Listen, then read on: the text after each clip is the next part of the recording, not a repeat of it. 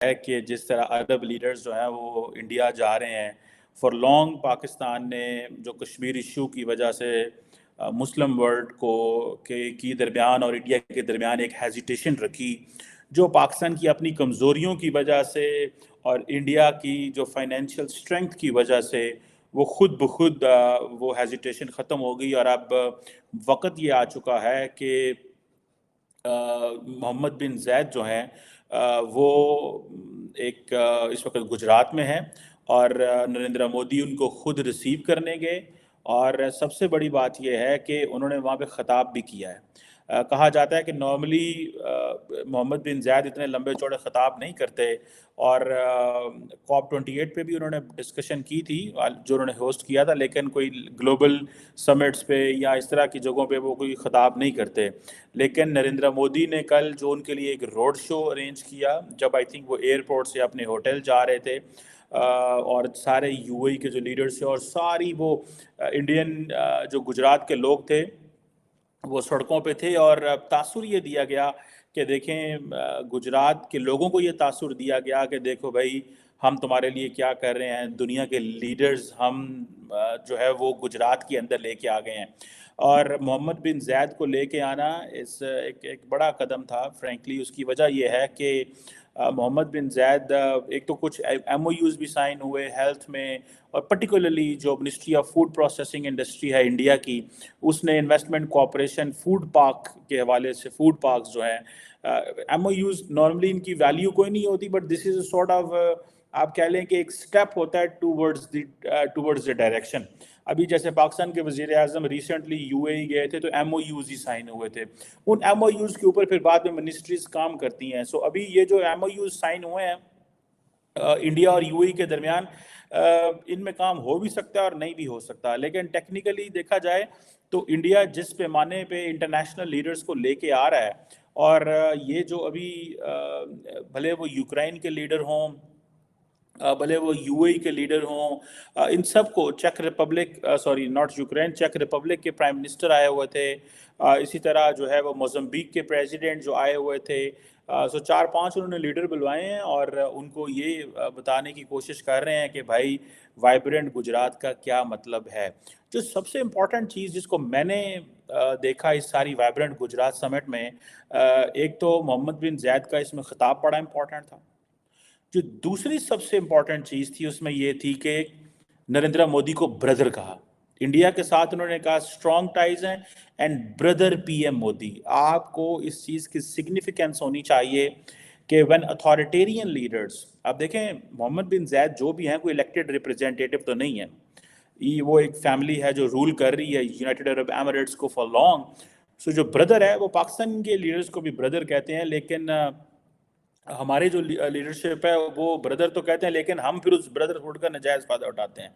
हम फिर अपने लिए फेवर्स मांग लेते हैं, हमारे लीडर्स गाड़ियां मांग लेते हैं, उनको तोहफे आ जाते हैं, वो ये इशारे देते हैं उनको कि भाई हमें ज़रा हज करवा दें, हमें तोहफे में गाड़ियां दे दें, हमें ख़तरा है तो वो मर्सिडीज़ बेच देंगे। इस तरह की चीज़ें जो है वो होती हैं, तो वो समझते हैं और फिर देन ये चीज़ें चलती हैं। लेकिन on the part of this Narendra Modi, उन्होंने कहा जी ब्रदर PM मोदी, ठीक है जी। और इसमें G20, इसमें भी उन्होंने G20 का हवाला दे दिया कि हमने किस तरह अफ्रीकन यूनियन को इंगेज किया। वो जो मोज़म्बिक इधर उधर, बाकी जो बहुत सारे कुछ अफ्रीकन, मेरा ख्याल है लोग भी आए हुए थे, अफ्रीकन मुल्क के लोग भी आए हुए थे, कंपनियां भी आई हुई थी।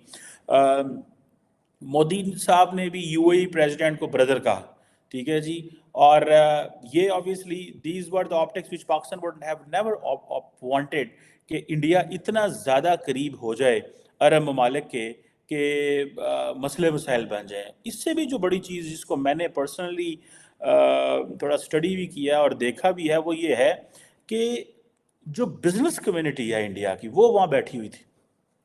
अगर आप देखें कि इस पिक्चर के अंदर आई कुडंट, वो जो अदानी साहब बैठे हुए हैं, ये जो, और अंबानी साहब बैठे हुए हैं, अदानी एंड अंबानी, और बीच में एक आई थिंक UAE के कुछ सीनियर मिनिस्टर बैठे हुए हैं सेंटर में।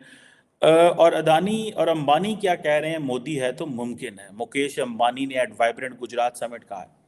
देखें, मैं पाकिस्तान के हवाले से अक्सर पाकिस्तान की हुकूमत के इनिशिएटिव्स देखता हूँ। जैसे कल पाकिस्तान के जो मिनिस्टर आईटी मिनिस्टर हैं, उन्होंने कहा जी कि हम स्टार्टअप्स के हवाले से ये एक पैकेज लेके आए हैं कि जो लोग पाकिस्तान में इन्वेस्टमेंट करेंगे उनको 70% वो पैसा डालेंगे, 30% हम उनको पैसा डाल के देंगे, और उसकी जो ऊपर इक्विटी होगी इस पर हम कोई कुछ नहीं लेंगे, वो हमारी तरफ से एक सपोर्ट होगी, ताकि हम उनको वेलकम करना चाहते हैं पाकिस्तान में कि आए पाकिस्तान में आके स्टार्टअप में इन्वेस्ट करें and all that, which is something very good. अच्छी कोशिश है पाकिस्तान की तरफ से।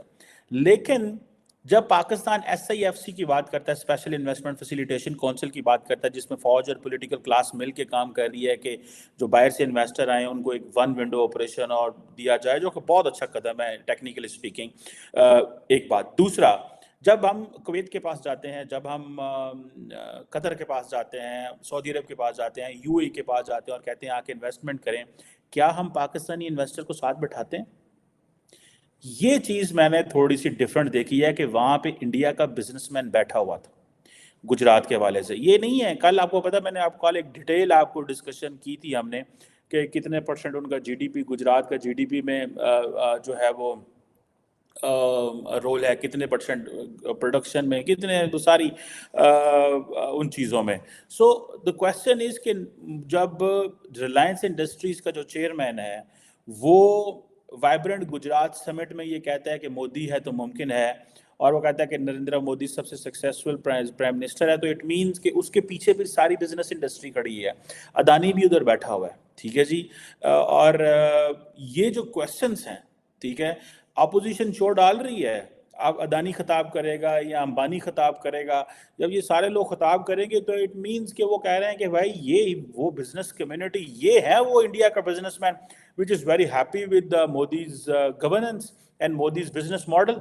और मोदी वो कहता है जी मैं तो आपको सारे के सारे इंटरनेशनल कंपनियां यहाँ का लेके जा रहा हूँ, ग्लोबल लीडर लेके आ रहा हूँ, मैं आपको माहौल दे रहा हूँ, करो इन्वेस्टमेंट, करो कारोबार, क्रिएट करो जॉब्स।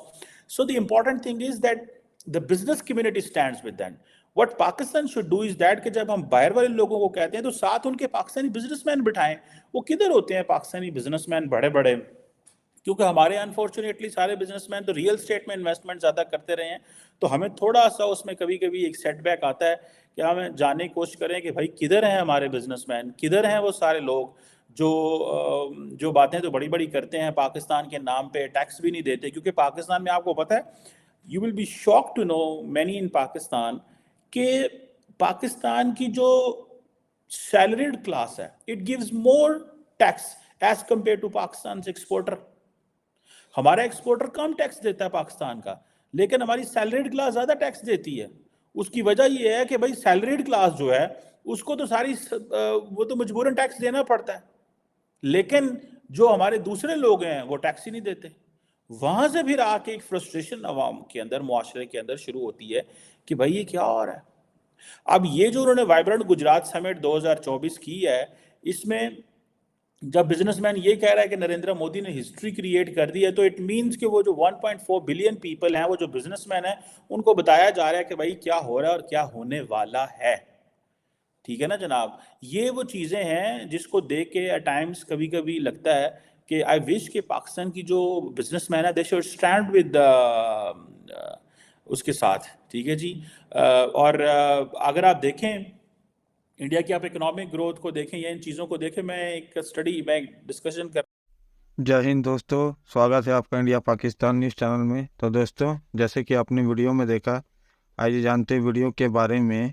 पीएम मोदी ने यूएई के राष्ट्रपति मोहम्मद बिन सलमान जायद नहयान के अलावा तिमोर लेस्ते के राष्ट्रपति जोस रामोस होर्ता और मोजाम्बिक के राष्ट्रपति फिलिप जैसिंटो न्यूसी के साथ द्विपक्षीय बैठकें की।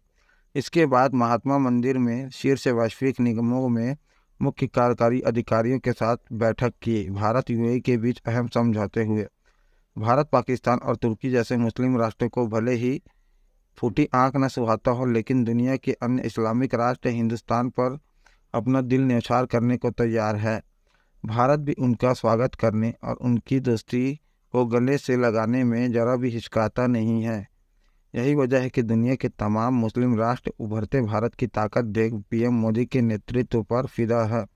गुजरात वाइब्रेंट समिट में जब यूएई के राष्ट्रपति मोहम्मद बिन सलमान नहयान सूरत पहुंचे तो पीएम मोदी ने उन्हें गले लगाकर स्वागत किया। साथ ही अपने सोशल मीडिया एक्स पर कुछ ऐसा लिखकर तस्वीरें पोस्ट किया कि खुद पाकिस्तान जल उठा। वजह यह है कि खुद पाकिस्तान की इज्जत यूएई और सऊदी अरब जैसे देशों में गिर चुकी है। पाकिस्तान धर्म के नाम पर इन देशों में दोस्ती गहरी रखना चाहता है, मगर उसे भाव नहीं मिलता। पीएम मोदी ने एक्स पर लिखा, भारत में आपका स्वागत है मेरे भाई महामहिम मोहम्मद बिन जायद नहयान। आपके हमारे यहाँ आना सम्मान की बात है। पीएम मोदी ने अहमदाबाद हवाई अड्डे पर यूएई के राष्ट्रपति और अबू धाबी के शासक का स्वागत किया। दोनों नेताओं ने शाम को एक रोड शो में हिस्सा लिया। प्रधानमंत्री ने पोस्ट किया। विदेश मंत्रालय के प्रवक्ता रणधीर जायसवाल ने एक्स पर साझा किया, मित्रता के मजबूत बंधन की पुनः पुष्टि। एक विशेष भाव में प्रधानमंत्री नरेंद्र मोदी ने अहमदाबाद हवाई अड्डे पर पहुंचने पर संयुक्त अरब अमीरात के राष्ट्रपति अबू धाबी के शासक मोहम्मद बिन जायद का गर्मजोशी से स्वागत किया। महामहिम मोहम्मद बिन जायद 10वें वाइब्रेंट गुजरात वैश्विक शिखर सम्मेलन में मुख्य अतिथि हैं। प्रधानमंत्री आज वाइब्रेंट गुजरात वैश्विक शिखर सम्मेलन के 10वें संस्करण का उद्घाटन करेंगे। वाइब्रेंट गुजरात सम्मेलन से पहले पीएम मोदी और संयुक्त अरब अमीरात के राष्ट्रपति मोहम्मद बिन जायद अल नहयान ने मंगलवार को यहां द्विपक्षीय बैठक की और दोनों देशों के बीच तेजी से बढ़ रही द्विपक्षीय साझेदारी की सराहना की। अधिकारियों ने बताया, दोनों नेताओं के बीच भारत में यूएई के बीच 4 समझौता ज्ञापनों पर हस्ताक्षर किए हैं, जिनमें से एक गुजरात सरकार दुबई स्थित बहुराष्ट्रीय लॉजिस्टिक कंपनी डीपी वर्ल्ड के बीच करार शामिल है। मोदी और अल नहयान के बीच गत 7 महीनों में कम से हेलो दोस्तों, तो आप लोगों को अगर ऐसी वीडियो देखना पसंद है तो हमारे चैनल को सब्सक्राइब करें तथा वीडियो को लाइक करना ना भूलें। धन्यवाद। जय हिंद, जय भारत।